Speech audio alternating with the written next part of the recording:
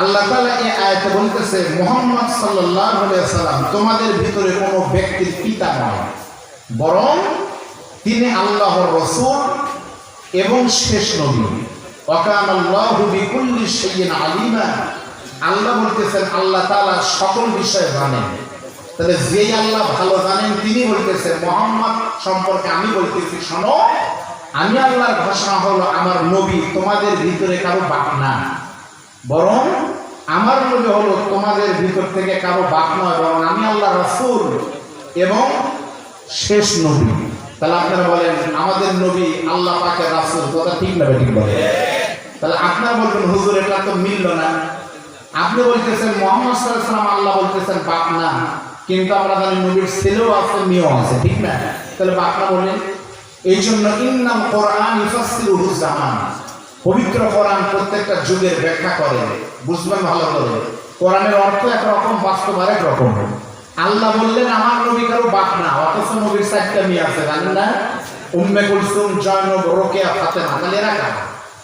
নবী যদি কারো বাপ না হবে তাহলে আবুল কাসেম, আব্দুল্লাহ নবীর ছেলে, তারা কারা? প্রশ্ন আসে কিনা বলো? অর্থ কি বুঝবেন? এভাবে যদি বলি তাহলে কিছুক্ষণ চলবে তো? আল্লাহ বলতেছেন কারো বাপ না শব্দের অর্থ হলো আমার নবী শেষ নবী। আমার নবী কারো বাবা না এই কারণে বলেছি, নবীর ছেলে যারা ছিলেন, ছেলে ছিলেন আল্লাহ নবী। এখনো জান্নাতুল মুআল্লাতে আম্মাজান খাদিজার কবরের পাশে নবীর 2টা কলিজার টুকরা ছেলের কবর আমি নিজে দেখেছি, আপনারা দেখে আসবেন। নবীর প্রত্যেকটা ছেলে, মেয়েরা কিন্তু ছেলেরা বড় হওয়ার আগে, পুরুষ হওয়ার আগেই কিন্তু মারা গেছে, তাই যায়নি? ছোট বয়সে মারা গেছে কেন? আচ্ছা বলেন তো 5 বছরের 7 বছরের কোনো ছেলেকে আপনি বলবেন এটা পুরুষ, আপনি বলবেন এটা একটা বাচ্চা, তাই না? বাচ্চা, কৈশোর, তারুণ্য, যুবক, বৃদ্ধ, ঠিক না? তাহলে পুরুষ হতে হলে বয়স বাড়তে হয়। আল্লাহ তাআলা বলতেছেন আমার নবী কোনো পুরুষের পিতা হওয়ার আগে নবীর প্রত্যেকটা ছেলেকে দুনিয়া থেকে খতম করে দিয়েছে। কারণ হলো আল্লাহ নবীর যদি ছেলে বেঁচে থাকতো বড় বড় যোগ্য ছেলে, তাহলে মানুষের সন্দেহ হতো নবীর পরে নবীর ছেলে মনে হয় নবী হবে। ইউসুফ আলাইহিস সালামের ছেলে ইসমাঈল আলাইহিস সালাম নবী, নবীর ছেলে নবী, তার ছেলে নবী, এইভাবে নবী হয়। পৃথিবীর মানুষ যেন বুঝতে না পারে তাহলে নবীর পরে মনে হয় নবীর ছেলে আবুল কাসেম মনে হয় নবী হবে। এর জন্য আল্লাহ তাআলা বড় হওয়ার আগে প্রত্যেকটা ছেলেকে দুনিয়া থেকে বিদায় করার মাধ্যমে প্রমাণ করেছেন নবী আপনার মুখ খালি করলাম, পৃথিবীর মানুষের সন্দেহ দূর করলাম, কিয়ামত পর্যন্ত আমার নবী কোনো পুরুষের বড় কোনো মানুষের পিতা নয়। তার মানে নবীর কোনো ছেলে নাই, নবীর পরে নবী হওয়ার কোনো সম্ভাবনা নাই। এটি খতম নবুয়তের প্রথম দলিল। বলেন আল্লাহু আকবার।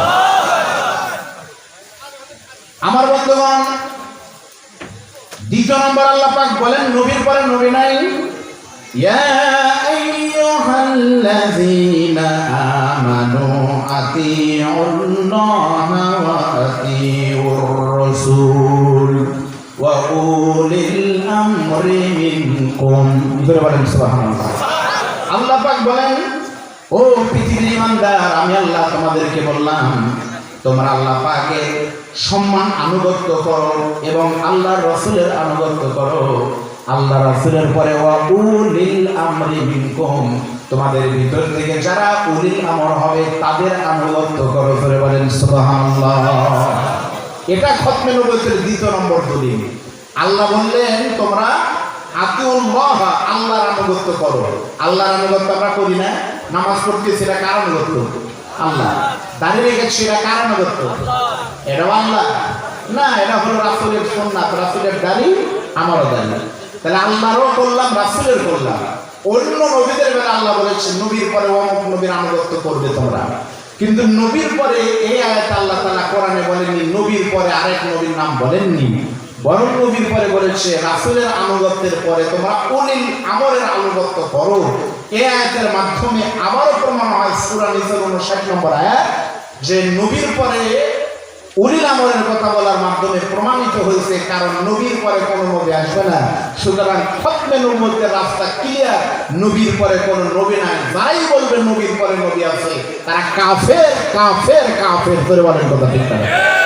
প্রিয় ভাইরা, এখন নবীর পরে আমরা কারো অনুসরণ করব? প্রত্যেকটা নবীদের ক্ষেত্রে নবীর পরে নবী আসে। আমাদের পরে নবীর পরে এসেছে সাহাবায়ে কেরাম, চলে গেছে। তাবেঈন চলে গেছে, তাবাঈন চলে গেছে, কিন্তু কিয়ামত পর্যন্ত মুস্তাহিদ আলেম ওলামা থাকবে জাতির রাহবার। ইন্নামা ইয়াখশাল্লাহা মিন ইবাদিহিল উলামা। আল্লাহ বলেছে যারা বলে বান্দাদের ভিতরে আলেমরাই আল্লাহকে বেশি ভয় করে, মিথ্যা কথা। আয়াতের অর্থ কিন্তু তা না। আলেম ওলামা আছেন, এখানে ইন্নামা বলতে হাসলের অর্থ দেয়। অর্থ হলো মানুষের ভিতরে কেবলমাত্র আলেমরাই আল্লাহকে ভয় করে। বলেন কথা ঠিক না?